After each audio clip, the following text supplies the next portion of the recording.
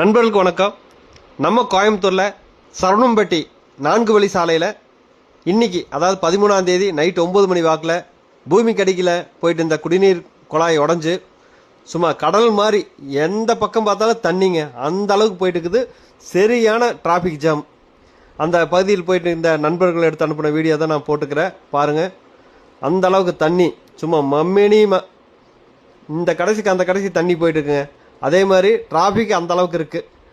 அப்புறம் அந்த குடிநீர் குழாயை சரி செய்ய வந்த மாநகராட்சி சொந்தமான அந்த ஜேசிபி வண்டியும் அந்த குழியிலேயே போய் சிக்கிருச்சு. இதனால் டிராஃபிக் டபுள் மடங்கு ஆயிடுச்சு.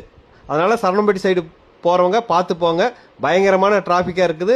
எப்படி சரி பண்ணுறதுக்கு இன்றைக்கி நைட்டு ஃபுல்லாக ஆகுன்னு நினைக்கிறேன், நாளைக்கும் ஆகுன்னு நினைக்கிறேன். அதனால் பார்த்து போங்க. நன்றி நண்பர்களே. மீண்டும் ஒரு செய்தியோடு சந்திக்கிறேன். வணக்கம்.